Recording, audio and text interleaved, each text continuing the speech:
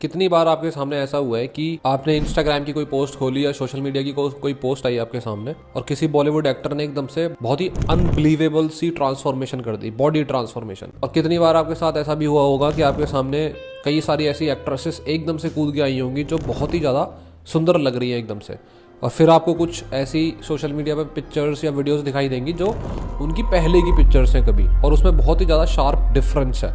ऐसा लग रहा है जैसे कुछ ऊपर वाले ने दोबारा से ही क्रिएशन कर दी हो। 1950s में पॉपुलर हीरोज हुआ करते थे दिलीप कुमार, 1960s में सुनील दत्त, 70s में राजेश खन्ना, अमिताभ बच्चन, 80s में जैकी श्रॉफ, उसके बाद 90s में सलमान खान, शाहरुख खान। 90s और 2000 से जस्ट पहले का जो टाइम था, सलमान खान, शाहरुख खान, आमिर खान, अक्षय कुमार, ऋतिक रोशन और कुछ नाम। लेकिन अजीब सी बात यह है कि 1990s के बाद ये पैटर्न दोबारा चेंज नहीं हुआ। 1990 और 2000 के जो हीरोज हैं वो आज भी हीरोज कैसे हैं, 20 साल 25 साल निकलने के बाद, और 30 भी निकल जाएंगे तब भी वो हीरो ही रहेंगे। तो बात यह है कि इसके पीछे है एक कहानी हमारे देश की ग्रो होने की, कहानी हमारे देश के बदलने की। तो let's start this story now. अगर मॉडर्न साइंस को देखा जाए, मेडिकल फील्ड को देखा जाए और ये समराइज करने की कोशिश करी जाए कि मेडिकल फील्ड ने और मॉडर्न साइंस ने क्या क्या अचीव करा है, तो उसमें एक चीज ऐसी है जिसके लिए उसको बहुत अच्छी अप्रिसिएशन मिलनी चाहिए, और वो है सर्जरी। और उसका एक वन ऑफ द रीज़न ये भी है कि सर्जरी बहुत पुराने टाइम से डेवलप हो रही थी। अगर इसके हिस्ट्री के कुछ पन्ने खंगाले जाएं तो एंशियंट इजिप्शियन सिविलाइजेशन में ही इसके रिकॉर्ड्स मिलने शुरू हो जाते हैं। आपने वो मम्मी और ममीफिकेशन वाला सीन सुना होगा।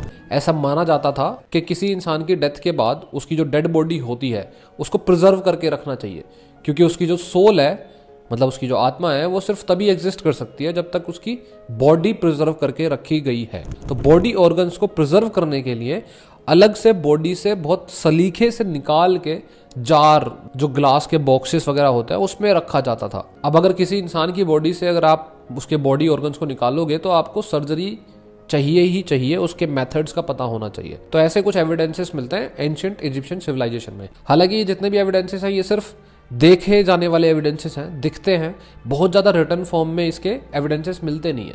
इसके रिटर्न फॉर्म में एविडेंसेस मिलते हैं अपनी इंडियन सिविलाइजेशन में। अपने यहाँ जो ज्ञान है, जो ज्ञान की किताबें हैं, उसमें सुश्रुत संहिता है। तो सुश्रुत ने सुश्रुत संहिता में पहले ही कई सारी सर्जरीज के मेथड्स का बहुत अच्छे से उल्लेख किया हुआ था। 120 सर्जिकल इंस्ट्रूमेंट्स, 120, उनके बारे में ऑलरेडी डिटेल्स में सुश्रुत संहिता में मेंशन था। इंडियन सिविलाइजेशन में क्या होता था कि अगर किसी इंसान ने धोखा दिया है या उसने कोई ऐसा काम करा है जिससे उसकी इज्जत गिर गई है, इज्जत नहीं बचती, तो उसे सजा देने के लिए कई बार उसकी नाक काट दी जाती थी। अब होता क्या था कि जिसने कोई गलत काम किया भी है वो भी शायद आने वाले टाइम में अपनी हरकतों को सुधारे या वो चेंज हो जाए। कई बार ऐसा भी हो सकता है कि कोई राजा महाराजा हो या पंचायत के जो हेड होते हैं उनसे कोई गलती हो जाए, ऐसे बंदे को सजा मिल जाए जिसने कोई गलती करी ना हो। तो ऐसे केसेस में ये नोज सर्जरी का इस्तेमाल होता था ताकि उसकी नाक को वापस लगाया जा सके। अब ऐसे ही पर्पस के लिए, गुड पर्पस के लिए, सुश्रुत संहिता में सुश्रुत द्वारा बहुत सारे नोज सर्जरीज के मेथड्स को, सर्जिकल इक्विपमेंट्स को और जो पूरा प्रोसीजर होता है उसके बारे में डीपली मेंशन था बहुत लंबे टाइम से। और धीरे धीरे ये जो पूरा अपना आर्यव्रत था, वहां पे जो वैद्य होते थे उन्होंने सुश्रुत संहिता के थ्रू जितनी भी सर्जरी के मेथड्स थे वो सीखने शुरू कर दिए थे। और अब आर्यव्रत के अंदर बहुत सारे ऐसे लोग थे जो एक्सपर्ट थे सर्जरी करने में। खैर धीरे धीरे जब टाइम गुजरा, बहुत सारे एम्पायर्स आए, तो इन सारे एम्पायर्स में भी जो इंडियन सर्जन्स थे उनका काम अपना चलता रहता था, वो पूरे इंडिया में डिवाइडेड थे। लेकिन फिर आए ब्रिटिशर्स। अब ब्रिटिशर्स और बाकी एम्पायर्स में बहुत फर्क था। बाकी सारे एम्पायर्स यहाँ पे रूल करने आए थे, लेकिन ब्रिटिशर्स जो आए थे वो इस एंगल से नहीं आए थे।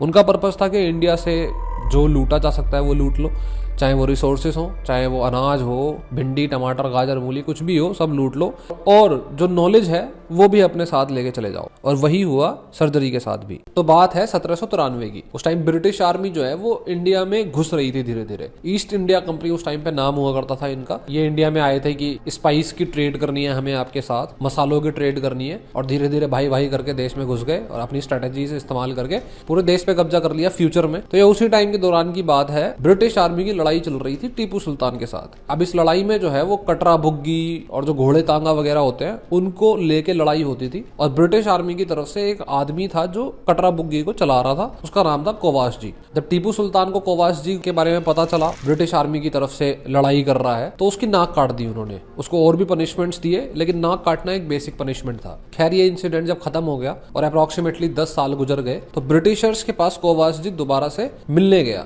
जब ये मुलाकात हुई तो ब्रिटिशर्स के लिए ये बहुत ही चौंकने वाली बात थी कि कोवास जी की नाक वापस आ गई थी। तब जाके ब्रिटिशर्स को ये पता चला कि इंडिया में बहुत सारे ऐसे सर्जन्स हैं जो सुश्रुत संहिता और आयुर्वेदा के स्टार्टिंग के जो वेद हुआ करते थे उनके थ्रू काफी सारी ऐसी मेथोडोलॉजी जानते हैं जिनसे इंसान की को हील करा जा सकता है। और ये बहुत ही कॉमन बात है इंडिया में। और यहीं से ब्रिटिश मैगजीन हुआ करती थी एक, जो इंग्लैंड, यूके के और यूरोप के एरियाज में छपा करती थी। वहां पे आर्टिकल छपता है कोवास जी के इस सर्जरी के बारे में। और बहुत ही कॉमन सेंस वाली बात है कि ये आर्टिकल वायरल होना ही था, क्योंकि ऐसी कोई चीज कभी इंग्लैंड ने, यूरोप ने देखी ही नहीं थी उससे पहले। फिर उस टाइम पे एक ब्रिटिश सर्जन हुआ करते थे, जोसेफ कॉन्स्टेंटाइन।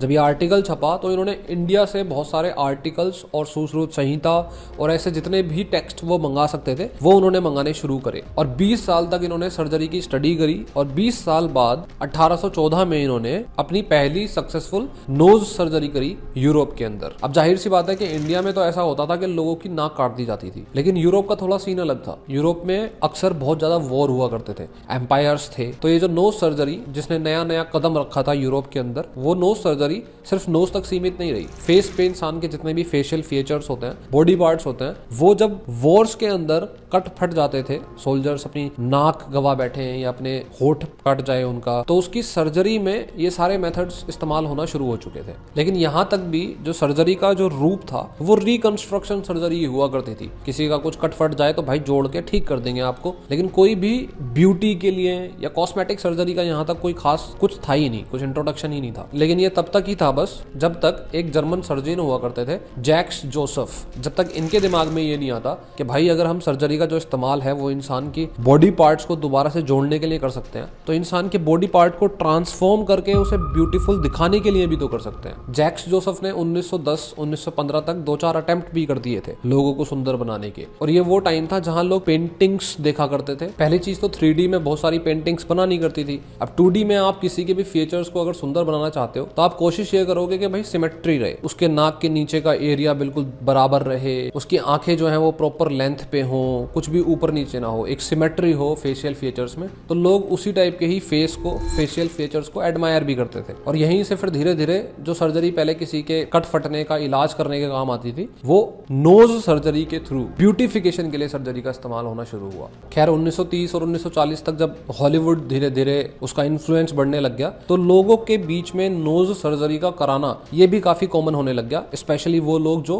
कैमरे के सामने बहुत ज्यादा आया करते थे। और नोज सर्जरी कराना बहुत ज्यादा कोई रिस्की चीज भी नहीं थी, और ऐसे बहुत ज्यादा कोई साइड इफेक्ट्स या फिर फ्यूचर कॉम्प्लिकेशंस देखने को भी नहीं मिलते थे। लेकिन असली जो प्रॉब्लम्स थी, जो असली कॉस्मेटिक सर्जरी थी, वो अभी आनी बाकी थी। साल आया 1940 या 1950 के आसपास का। हॉलीवुड में अभी तक नोज सर्जरी तो कॉमन होने लग गई थी, लेकिन अब जो दूसरा मेथड कॉमन होने लगा था वो था face lift. FDA recently approved a new facelift that does not involve surgery. And the inventor claims it can instantly take 10 years off your face. अब जैसे आपको सुनने में लग रहा है ये कुछ वैसे ही है। इसमें क्या होता है कि जैसे आपकी उम्र बढ़ती है, उम्र बढ़ेगी तो आपकी जो स्किन है वो धीरे धीरे थुलथुली हो जाएगी या फिर सैगी हो जाएगी, लटकना शुरू हो जाएगी। तो फेस लिफ्ट में सर्जन करा क्या करते थे कि आपकी स्किन को खींचते थे। अब किसी की स्किन खींचेगी तो वो टाइट तो होगी, और खींचने के बाद और टाइट होने के बाद जितना भी हिस्सा बच गया उस हिस्से को वो काट के रिमूव कर देते थे, और यही फेस लिफ्ट की सर्जरी मानी जाती थी। हॉलीवुड की एक बड़ी फेमस एक्ट्रेस थी Elizabeth Taylor.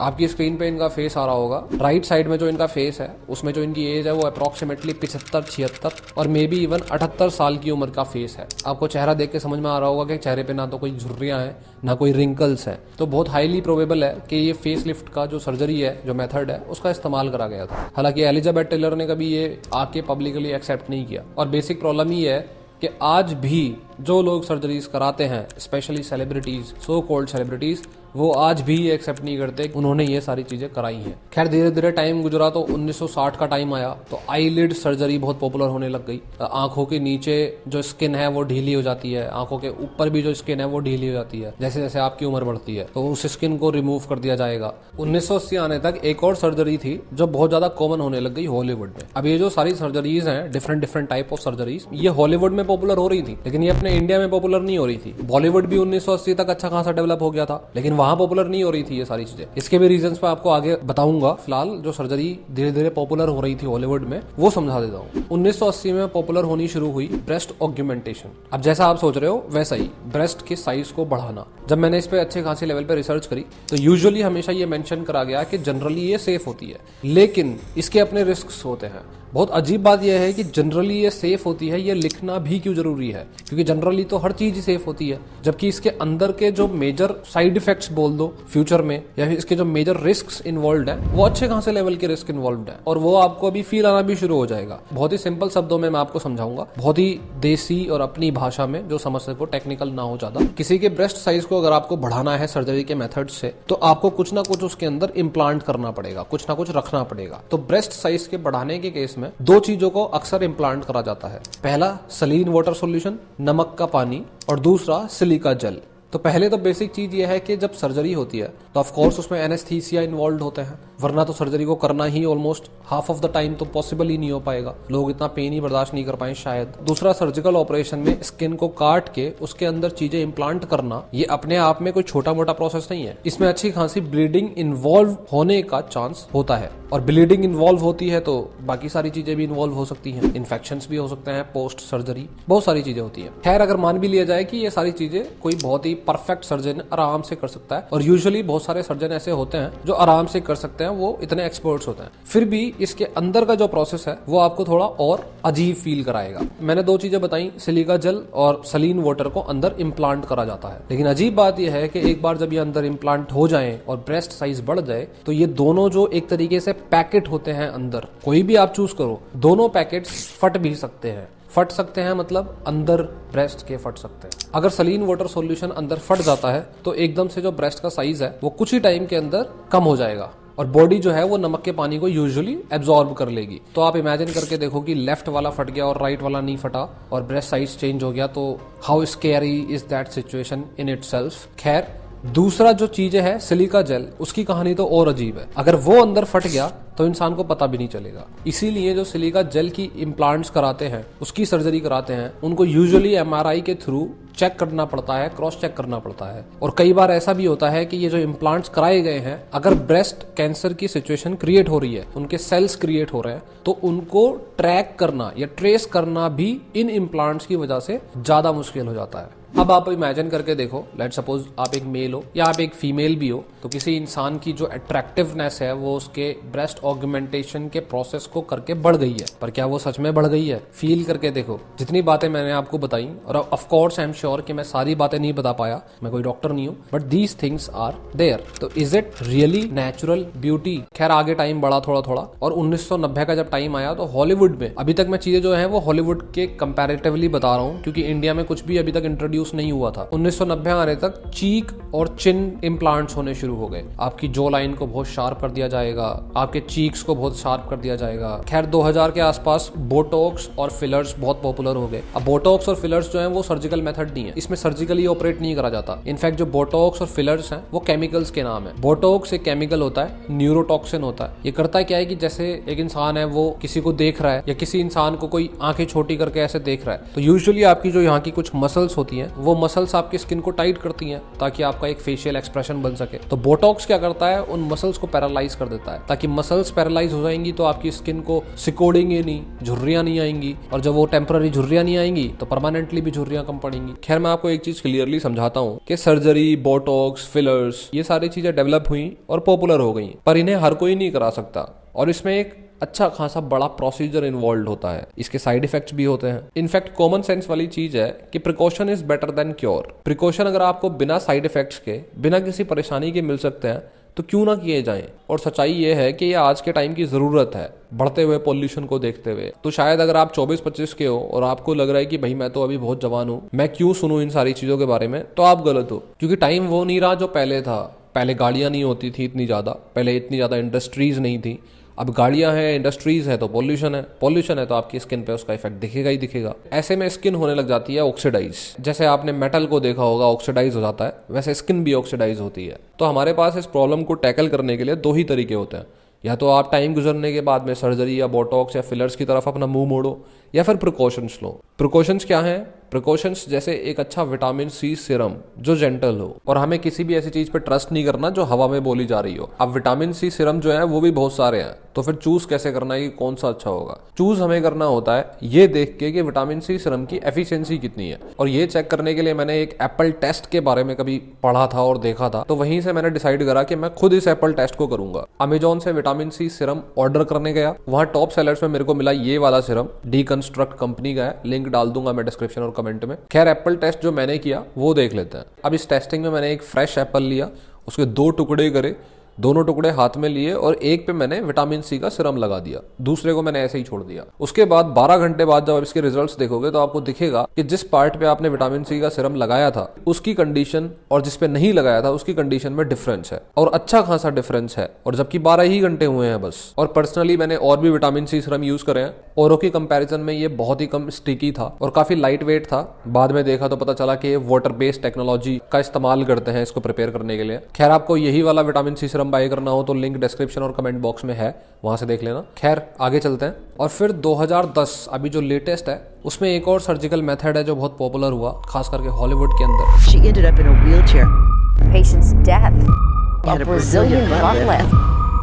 Brazilian but lift, ये 3 स्टेप्स का प्रोसेस है। पहला है लिपोसक्शन, इसमें जिस इंसान की बॉडी पे भी सर्जरी करनी है उसी इंसान के बाकी बॉडी पार्ट्स का जो फैट है उसको रिमूव करा जाता है। जैसे उसके एब्डोमेन पे फैट हो सकता है, लव हैंडल्स हो सकते हैं। दूसरा प्रोसेस होता है फैट प्योरिफिकेशन। अब ये जो फैट निकाला है इसको प्योरीफाई करा जाएगा, प्रोसेस करा जाएगा, और जो अच्छे अच्छे फैट के सेल्स हैं सिर्फ उन्हीं का इस्तेमाल आगे करा जाएगा। और तीसरा स्टेप होता है कि जो फैट सेल्स हैं जिनको प्योरीफाई करा गया है इनको अब अंदर इम्प्लांट करा जाएगा इंसान के बटक्स के अंदर, और उसके जो वहाँ का फैट है उसको बढ़ाया जाएगा ताकि वो ज़्यादा राउंड शेप में दिखे, ज़्यादा अपलिफ्टेड दिखे। अब हालांकि पूरी वीडियो में मैं किसी भी इंसान, किसी भी एक्टर, एक्ट्रेसेस, किसी भी मॉडल का नाम नहीं लेने वाला, मैं किसी को डायरेक्टली टारगेट नहीं करना चाहता, लेकिन आप इंडिपेंडेंट हो ये सोचने के लिए कि भाई किसने कौन सी सर्जरी करा रखी होगी। अब हालांकि ये जो BBL है ये सुन के आपको लगेगा कि ये ब्रेस्ट ऑगमेंटेशन से तो बेटर है, क्योंकि इसमें कोई फॉरेन मटीरियल जो है वो आपके अंदर इम्प्लांट नहीं करा जा रहा, इसमें जो हमारा ही फैट है उसी को ही इंसर्ट करा जा रहा है। लेकिन अगर आप ऐसा सोच रहे हो तो आप गलत हो, क्योंकि BBL ब्राजीलियन बट लिफ्ट ये वन ऑफ द ऐसी सर्जरी है जो सबसे ज्यादा डेंजरस है out of all the ones that I have mentioned above.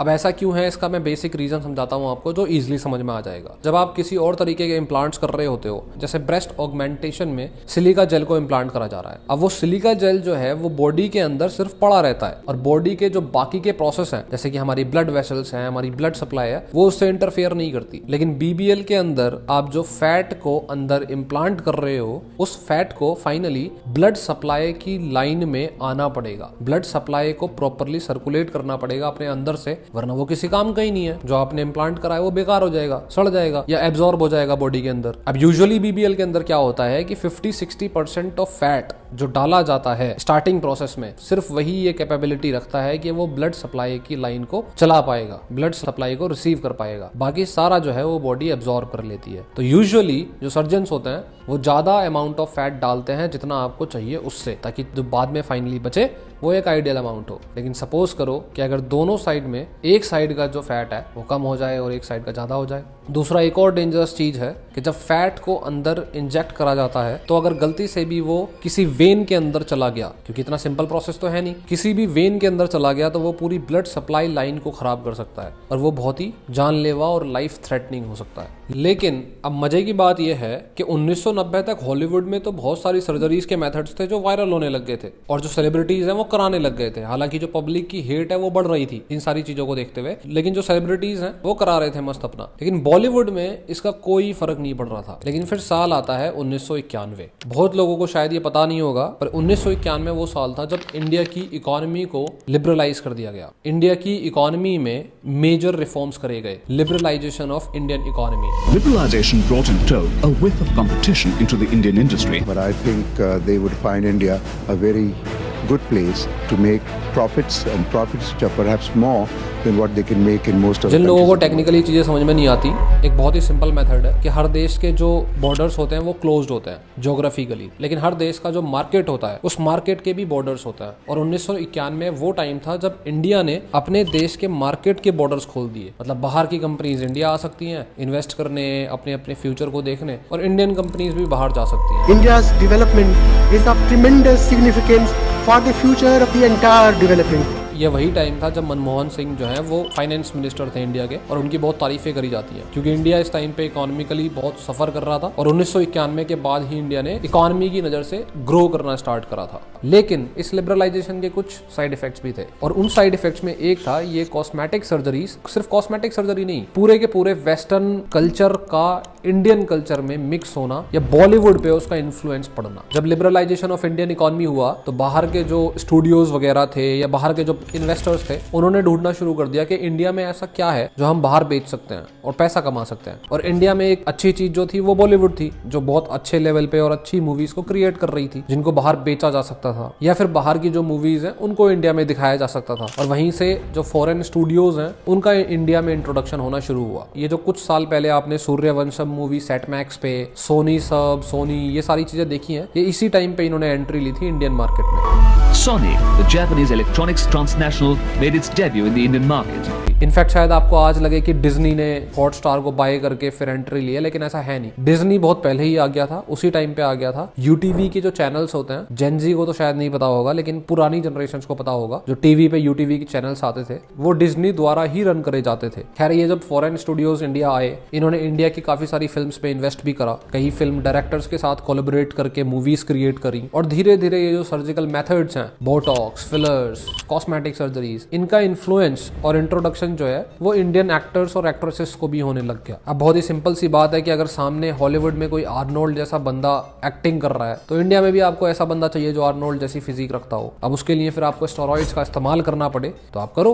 और यही इन्फ्लुएंस इंडिया पे भी पड़ा। जैसे एक मूवी है राजकुमार का, एक उस मूवी में डायलॉग है, विलन को राजकुमार कहते हैं कि ये लड़कियों जैसी जो छाती है ये अपनी बंद कर ले, चैन बंद कर ले। तो उस टाइम पे ये था कि शरीर पे बाल हो, मसल्स हो, लेकिन शरीर पे बाल हो तो वही मैस्कुलिन इंसान की रिप्रेजेंटेशन है, मैस्कुलिनिटी की रिप्रेजेंटेशन है। लेकिन कुछ ही सालों के अंदर ये इतनी तेजी से चेंज हुआ कि अब तो आप किसी के शरीर पे बाल देख ही नहीं सकते, किसी मॉडल के, किसी एक्टर के। और ऐसा तो है नहीं कि शरीर पे बाल आने बंद हो चुके हैं। जैसे ही ये कॉस्मेटिक सर्जरीज के मेथड्स इंडिया पहुंचे तो आप एक सटीक डिफरेंस देख सकते हो कि 1991 और 2000 के आसपास ये लिबरलाइजेशन हुआ, सर्जरीज के मेथड जो है वो इंडिया पहुंचे। उसके बाद से ही जो वो हीरोज थे वो परमानेंट हो गए। 2000 के आसपास के ही वो पॉपुलर हीरोज हैं, चाहे वो शाहरुख खान हो, सलमान खान हो, आमिर खान हो, अक्षय कुमार, अजय देवगन, ऋतिक रोशन, ये सब के सब उसी टाइम के ही हीरोज हैं, और ये आज भी हीरोज हैं। इनके ऊपर कोई जा ही नहीं पाता। अब ऑफ कोर्स एक नॉर्मल वीडियो में मैं ये क्लेम नहीं कर सकता कि भाई उस बंदे ने, फलाना बंदे ने ये सर्जरी कराई है, फलाना बंदे ने वो सर्जरी कराई है, लेकिन ये एक मात्र कोइंसिडेंस तो नहीं हो सकता कि इसी टाइम के जो सारे हीरोज थे वो आज भी हीरोज हैं। किसी न किसी ने कुछ ना कुछ तो कराया ही कराया है, क्योंकि उससे पहले जो हीरोज हुआ करते थे उनकी तो लाइफ नॉर्मली चल रही थी। 40 के ऊपर कूदने के बाद वो बाप का रोल प्ले करना शुरू कर दिया करते थे। तो बेसिक मेजर रीजन क्या है? बेसिक मेजर रीजन यही है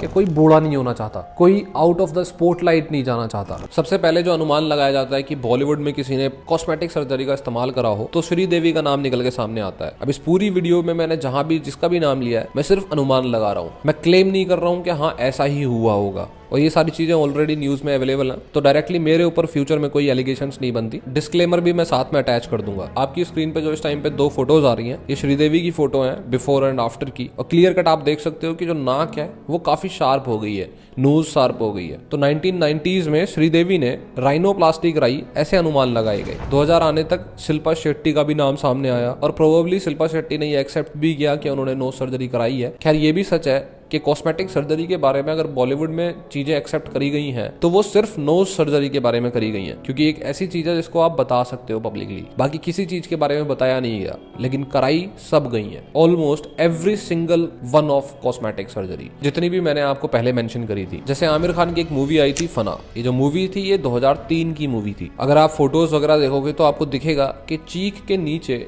थोड़े थोड़े रिंकल्स दिखाई दे रहे हैं, और ऑब्वियस सी बात है आदमी की उम्र अगर 41 साल जाएगी तो रिंकल्स थोड़े थोड़े दिखाई देने तो शुरू हो जाएंगे। एक नेचुरल चीज है, नेचर का नियम है बदलाव। लेकिन सरप्राइजिंगली 2009 में आमिर खान की मूवी आती है 3 इडियट्स, और वो रिंकल्स गायब हो जाते हैं। तो ऐसे अनुमान लगाया गया कि बोटॉक्स या फिलर्स या फिर फेस लिफ्ट, इस टाइप की कोई ना कोई कॉस्मेटिक सर्जरी शायद कराई गई होगी। ऑफ कोर्स अब ये बोला जा सकता है कि भाई एक इंसान का प्रोफेशनल करियर है और उस करियर को लिफ्ट करने के लिए वो जो करना चाहे वो कर सकता है, ऑफ कोर्स कर सकता है। पर प्रॉब्लम है not accepting the truth, in fact hiding the truth. और हाइडिंग द ट्रुथ एक तरीके से झूठ बोलना ही होता है, क्योंकि कहीं ना कहीं ये लोगों को एक गलत इंप्रेशन देता है कि सामने वाला जो है वो बहुत ही अच्छी हेल्दी हैबिट्स को फॉलो करके ऐसा हुआ है। नो डाउट हेल्दी हैबिट्स को फॉलो करके आप अच्छे दिखते हो, लेकिन ऐसा हो नहीं रहा है। खैर अगर देखा जाए तो ऐसा नहीं है कि एक्टर और एक्ट्रेसेस ने ये बातें छुपाई या उनकी गलती थी, क्योंकि एक सोशल स्टिग्मा तो है। सब सेलिब्रिटीज करती हैं टू लुक गुड। दूसरी तरफ कोई भी अपने फेशियल फीचर्स को थोड़ा सा ब्यूटीफुल करने की कोशिश करेगा, लेकिन मुझे पर्सनली नहीं लगता कि कोई 50, 55 या 60 साल जाने के बाद वो 20 साल का लगने की कोशिश करेगा। मेरे हिसाब से चीजें बोरिंग होनी शुरू हो जाती हैं। आप टाइम के साथ आगे बढ़ते हो और आप अपनी पास्ट की मेमोरीज को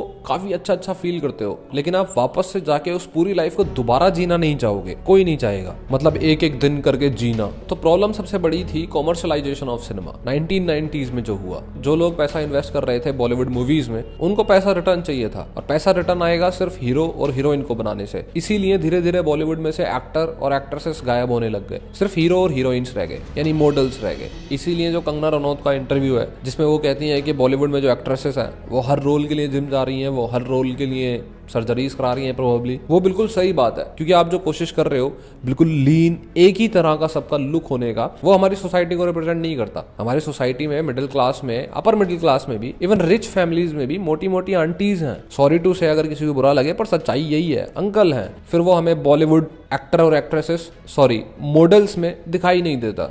और फिर क्या होता है, फिर OTT पे जाके हम वो सारी चीजें रिसीव करने की कोशिश करते हैं। फिर गुल्लक जैसी वेब सीरीज देखते हैं जहाँ पे सुनीता राजवार जैसी एक्ट्रेसेस हो, जहाँ पे जमील खान जैसे एक्टर हो, संतोष मिश्रा, क्योंकि वो रियलिटी में इंडियन क्राउड को रिप्रेजेंट करते हैं। और ये सारा कुछ सिर्फ कॉस्मेटिक सर्जरीज के फील्ड में नहीं हुआ, ये स्टेरॉइड्स के मामले में भी हुआ। और कॉस्मेटिक सर्जरीज तो एक ऐसी चीज है जो नॉर्मल इंडियन सोसाइटी में इतनी तेजी से पेनिट्रेट नहीं कर पाया, हालांकि कुछ अर्बन सिटीज की पॉपुलेशन में कर भी चुका है। खैर बोलना भी गलत होगा, क्योंकि ऐसा तो है नहीं कि ये अलाउड नहीं है या फिर ये गलत है या इलीगल है या अनएथिकल है। जिसे कराना है वो करा सकता है, लेकिन ये पेनिट्रेट इंडियन सोसाइटी में उतनी तेजी से कर नहीं पाया। लेकिन दूसरी चीज जो है स्टेरॉइड्स का इस्तेमाल, इसने इतने गंदे तरीके से इंडियन सोसाइटी में पेनिट्रेट करा, इतने गंदे तरीके से डैमेज करा लोगों की लाइफ को, उनकी हेल्थ को, और उसका कोई जिक्र भी नहीं होता, उसकी कोई बात ही नहीं होती। 1991, 1992 इस टाइम के आसपास सनी देओल जो है वो one of the most successful action hero के रूप में आपको याद होंगे। 1991 में मूवी आई थी नरसिम्हा, 1993 में दामिनी, 96 में जीत, घायल, 97 में जिद्दी,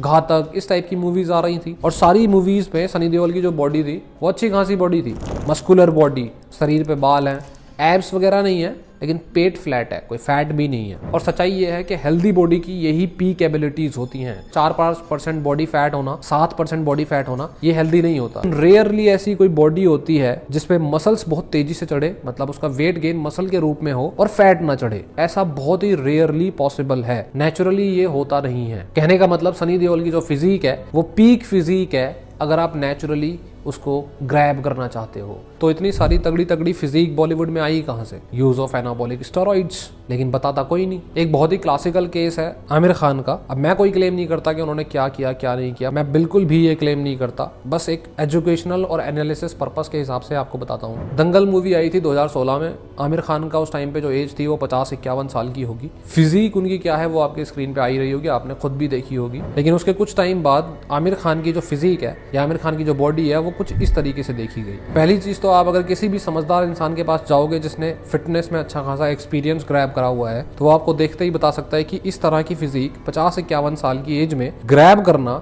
आपको बहुत ही ज्यादा गॉड लाइक फीचर्स चाहिए, जेनेटिक्स चाहिए गॉड लाइक। और हर बॉलीवुड में आने वाले एक्टर के पास गॉड लाइक जेनेटिक्स कैसे आते हैं इसका फॉर्मूला तो मेरे को नहीं पता। खैर कुछ टाइम बाद जब आमिर खान को इस तरीके से देखा गया जहाँ पे कुछ ऐसे मैन बूब्स की फॉर्मेशन दिखाई दे रही है, मैं क्लेम नहीं कर रहा लेकिन साफ साफ दिखाई दे रहा है। कहने का मतलब अगर मुझसे कोई 1 लाख रुपए की शर्त लगाएगा तो हाँ ऑफ कोर्स मैं यही बोलूंगा कि ये यूज ऑफ एनाबॉलिक स्टेरॉइड्स की वजह से ही मैन बूब्स की फॉर्मेशन हो रही है। मुझसे शर्त लगाएगा तो भाई मैं अपने पैसे के हिसाब से सोचूंगा और फिर वही बोलूंगा जो मेरा दिमाग सही बता रहा होगा। तो ये जो मैन बूब्स की फॉर्मेशन आपको दिखाई दे रही है ये इसलिए होती है क्योंकि जब आप बाहर से ड्रग्स या एनाबॉलिक स्टेरॉइड्स का इस्तेमाल करते हो तब आपकी बॉडी के अंदर, वो एक साइंटिफिक चीज है, ऐसे फंक्शंस होते हैं जिसमें आपके फीमेल हार्मोन्स बढ़ जाते हैं। मतलब एक मेल के अंदर फीमेल हार्मोन्स की गिनती बढ़ जाती है, इसीलिए मैन बूब्स की फॉर्मेशन दिखाई देती है अक्सर। अब प्रॉब्लम ये नहीं है कि कोई कॉस्मेटिक सर्जरी सर्जरीज को इस्तेमाल कर रहा है, चाहे वो मेल है या फीमेल है, या फिर वो एनाबॉलिक स्टेरॉइड्स को इस्तेमाल कर रहा है, ये प्रॉब्लम नहीं है। प्रॉब्लम ये है कि इन सारी चीज़ों को छुपाया जाता है। इनको ऐसे छुपाया जाता है कि एक इंसान सामने आके ये नहीं बोलता कि हाँ उसने इस्तेमाल करा है। तो धीरे धीरे ब्यूटी स्टैंडर्ड्स ऐसे सेट कर दिए गए कि अगर आपके पास 6 पैक एब्स नहीं है तो आप फिर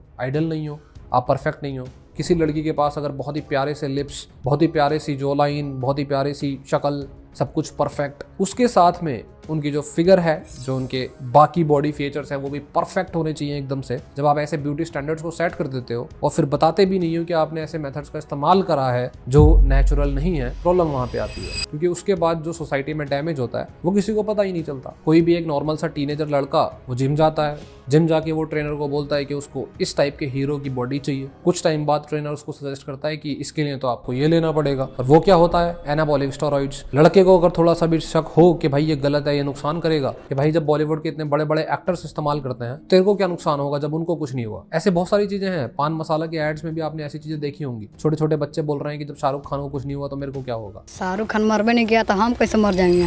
अब ऐसे ही लोग जब ट्रेनर से की एडवाइस सुन के एनाबॉलिक स्टेरॉइड्स का इस्तेमाल कर लेते हैं, फिर उनकी लाइफ क्या होती है, फ्यूचर क्या होता है, और वो जो प्रॉब्लम्स को फेस करते हैं, जो उनके साथ होता है, वो बताने के लिए कोई बचता ही नहीं है, ना वो खुद बता पाते हैं। कई बार एनाबॉलिक स्टेरॉइड्स यूज करने वालों के साथ ऐसा भी हुआ है कि उनके जो सेक्सुअल फंक्शंस हैं वो टोटली डैमेज हो जाते हैं। कई बार ऐसे मॉडल्स और बॉडी बिल्डर्स देखे गए हैं जिन्होंने अपनी लाइफ को एंड कर लिया। अब क्या भरोसा है कि ऐसा नहीं हो सकता कि उनके सेक्सुअल फंक्शंस थे वो चलने बंद हो गए थे, शायद इसलिए वो डिप्रेशन में थे और उन्होंने अपनी लाइफ को एंड करने का फैसला लिया। लेकिन इन स्टोरीज को बताने के लिए कोई बचता ही नहीं है। बहुत सारे छोटे छोटे टाउन, विलेजेस, इवन बड़े बड़े शहरों की भी लड़कियां ऐसी थी जो बहुत सारे ऐसे प्रोडक्ट्स का इस्तेमाल कर रही थी जिन्होंने उनकी स्किन को छील के रख दिया, क्योंकि उनको लग रहा था कि अगर बॉलीवुड की जो एक्ट्रेसेस हैं वो गोरी हो सकती हैं या उनके फेशियल फीचर्स बहुत तगड़े हो सकते हैं तो वो हमारे भी हो सकते हैं। उनको पता ही नहीं था कि प्रोडक्ट से क्या होगा। यहाँ तो पूरी की पूरी खाल ही बदल दी गई है। और इन सारी बातों को प्रूव करने के लिए कोई मेरे जैसे इंसान को बोलने की जरूरत नहीं है। बॉलीवुड में ही ऐसे बहुत सारे एग्जाम्पल्स हैं। जैसे इमरान खान, उन्होंने भी अपने एक ऐसे एक्सपीरियंस के बारे में बताया था कि जब ये स्टेरॉइड्स का इस्तेमाल बहुत ज्यादा कॉमन हो गया था बॉलीवुड में,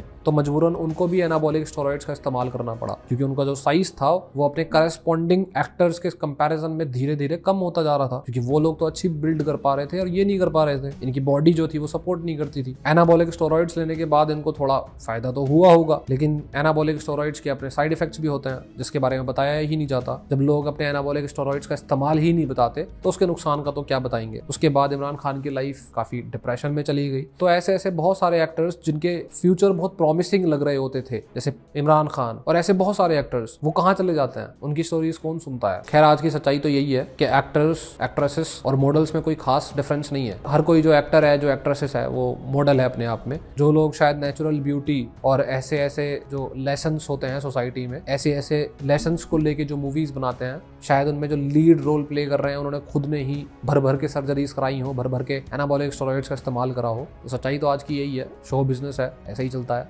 ऐसे ही चलता रहेगा। आज के लिए इतना ही, मिलते हैं फिर अगली वीडियो में।